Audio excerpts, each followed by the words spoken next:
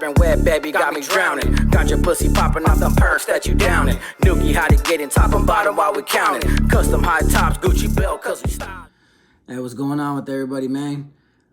I hope everybody's having a productive day, feeling blessed. And like I always say, it's one life, one chance. We only got one chance to do this right, so let's get it done. With that being said, a couple more subscribers asked me a few more questions that I want to answer. I want to thank everybody that's been viewing the last few videos that I dropped. You guys been a help. You guys been a blessing, and I appreciate that you guys are helping me out with my success. You know, I plan on utilizing this YouTube money to pay a lot of my bills, catch up on some bills. And my next check is when I plan to treat myself, like with my cameras and some setups and some better equipment so I can perform better videos and, you know, and take this to the next level. So with that being said, let's get into it. The first question was, what would I have done differently as a norteño now that I know what I know and what I've done, and based on the fact of what took place with my removal? That's a very good question. Because one thing that after it was all said and done, one thing that I had to do was reevaluate myself. Because once I got all that taken away from me, stripped of my status, pushed away, abandoned, and left to go to the other side, you know, I had to sit and think, like, who was I gonna be? Because being a norteño, being an individual with status, having that sense of power all the time, it turned me into a different person, a person that I wasn't before. So I had to sit there really in that cell and reflect on all my mistakes that I've done. Where did I go wrong? Because when you first get removed and you first get deemed no good, you're going to start to make excuses for yourself. And you're going to start blaming other people when that's not the case. Like, in no way, shape, or form should you ever shift blame towards anybody else other than your own actions. I had to sit there and think about how I deviated from the plan. The course of action that actually put me in this predicament, that I created my own downfall, not anybody else. Even though I can honestly pinpoint certain aspects and ways and expectations and requirements that I was taught actually led me down the wrong path, at the end of the day, those were my decisions. And I led to my own downfall. They were just doing what they were supposed to do in accordance to the policies and procedures and bylaws in which I violated. So therefore, I can't be mad at them. I can only be mad at myself. So the only thing I would have done different is the simple fact that when you're an individual with status, norteño soldado to be exact, the level of education that it takes to uphold these kind of positions and to uphold this status to the best of your ability is education that you honestly need to reflect on every day. And sometimes I didn't. Because in the beginning, I wasn't faced with a lot of strong decisions. It was just minor stuff. You know, how to set up a household, how to guide and govern the people. You know, basic materials. And it wasn't until my last 3 years of being at Hermano is when I started making real strong executive decisions that had a major impact on the gente. But when you reach a certain point of education and experience and years of it, you start to think that after the first few decisions that you make, the first implementations that you incorporate, when you start introducing your own ideas into your household policies, the way you govern your own household when the household belongs to you, then you automatically assume in your head that you know it all, that you're doing everything right, since you haven't made a mistake yet. You start thinking that you're incapable of making a mistake, that every decision that you make has been sure-footed, decisively done, and that it doesn't have an adverse effect. Because if you didn't face consequences for making those decisions in the beginning, you start thinking your decisions are flawless. And that's where I messed up at. When you start feeling like you're experienced, sometimes you forget to remember that you're still inexperienced in a lot of aspects that are going to become obstacles within the norteño struggle, because sometimes you can't anticipate them until they happen. And that's the hardest part about being a norteño, is that you got to anticipate these hardships and punishments and obstacles that are trying to destroy the norteño movement, that are trying to shake it up, that can effectively do some type of damage and cause chaos. So that's where my downfall was at, is that I thought I was well experienced. I thought I was well seasoned. In reality, I wasn't. I didn't think I could make any bad decisions until I made them and then until I paid for them. So when I sat in that cell and realized that I'm no longer part of this norteño struggle, that my status is gone, it took me about 9 months to sit there and think about everything that I did wrong and how I could have done things different. But usually when you get those opportunities to think about what you could have done differently, oftentimes they're a little too late. But I've sat there and reflected on all the decisions that I made, especially just sitting in a cell and overgoing the charges that I was faced with, that I got accused of. And I literally sat there and said, you know what, maybe I could have done things different.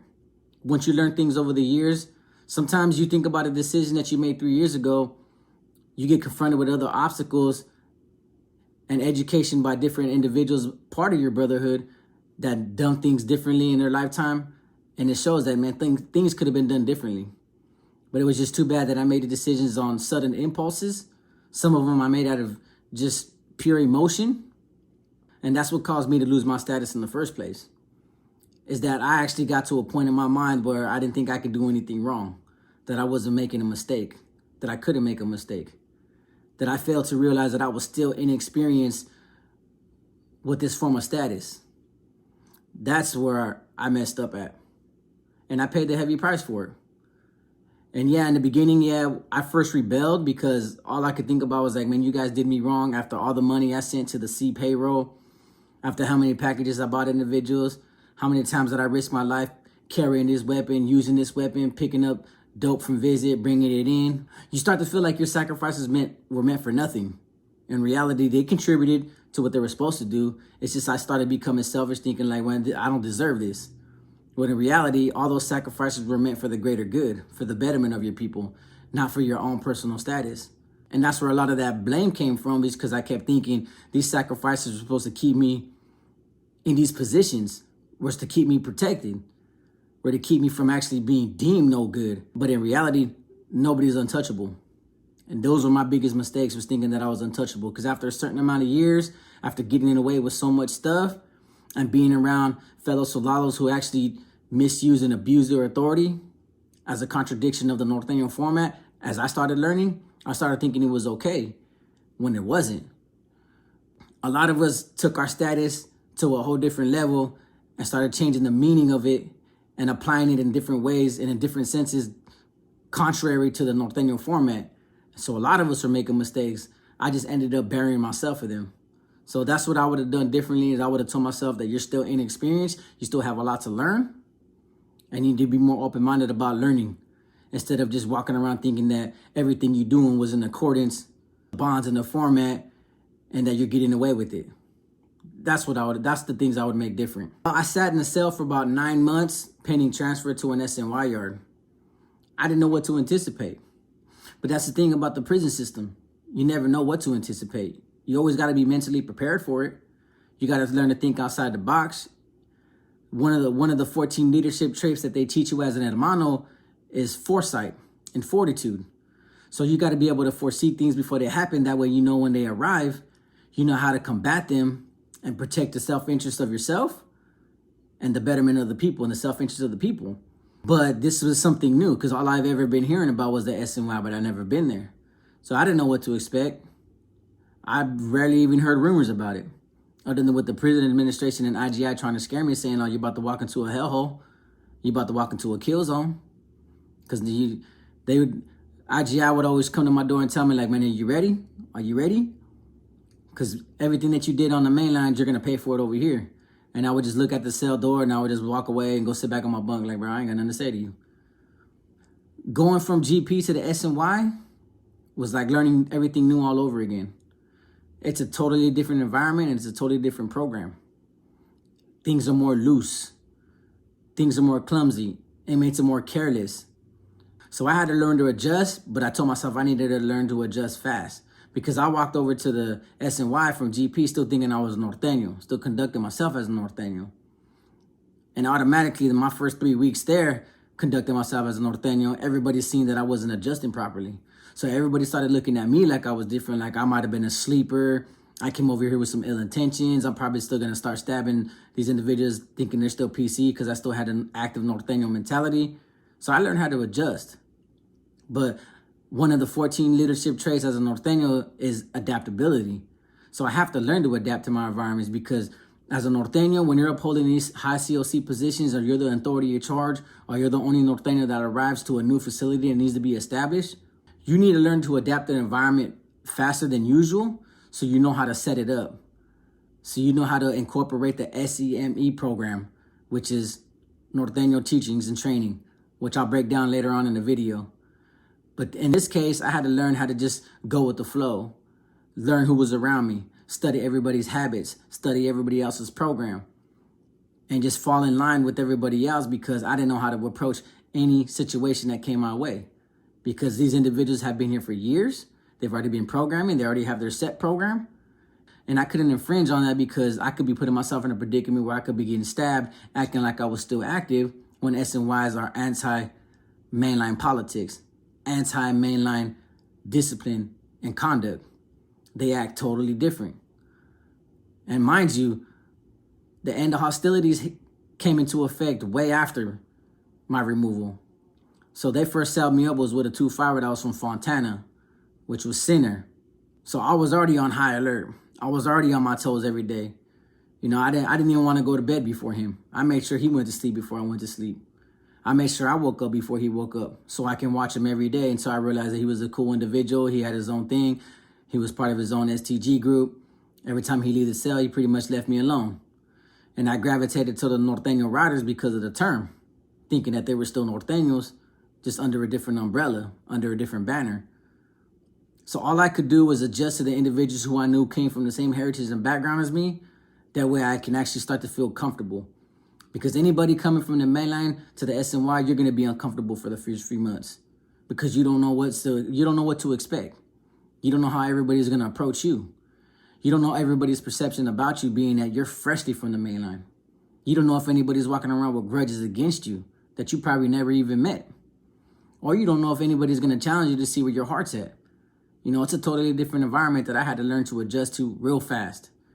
But in order to survive on the SNY and in prison in general, these are some of the traits that you got to develop on a personal basis. Is adaptability, adjustments, and open-mindedness to know that you can mingle with anybody else, you can get along with anybody else, but still incorporate the old practices of being active.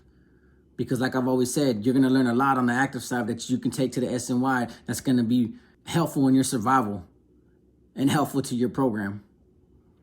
So that's what it was like for me. You know, those are the things that I had to learn, but I learned them well enough to know that it actually got me out of prison. And for that simple fact is why I came out here and learned to change my life around, because I've been through enough. I've been through a lot more ups and downs than I can possibly imagine. So that's when I had to make that's when I had to make one of the biggest decisions in my life. Do I want to come out here and cause ruckus and go at it with these Northerners on some gang mentality type stuff? Or do I want to come out here and change for the better? Do I really want to come out here and know what life is really like? Instead of just growing up in that gang world and thinking that everything is about street gangs and politics. You know, there's more to life than that now. So I didn't come out here utilizing my movement and my label to cause friction, to create wars, unnecessary wars, to continue the bloodshed on our own kind towards one another. Because bond number 4 says, you know, internal conflict. It doesn't matter if it's active against active or active against SNY. You know, I come from the same area as these individuals, so it doesn't matter what side I'm on. You know, we're still the same people killing each other. So my plan wasn't to indulge in that type of behavior. I came over here and I got my stuff together. I got a kid on the way. I got a great house. I have nice cars. And I'm moving on up in life. So every day that I'm out here, I remember that my cousin died at the hands of my own people. You know, I don't want to put my family through that no more by me getting myself knocked down by my own people for my own stupidity and being out here acting like a gang member when I'm not one no more. So I learned to change for the better. And one of the last question they asked me, what was my favorite part of one of the bonds? I'll elaborate on that in another video. But the one thing that the Norteño format told me was advancement demands change. And I've always lived with that every day in prison. And I plan to live like that out here. Advancement always demands change. So in order for me to advance and prosper in life, I got to change every day. Whether it's a trait, whether it's a way of thinking, whether it's an aspect of life, whether it's a job, whether it's how I conduct myself, doesn't matter. Change will always be for the better.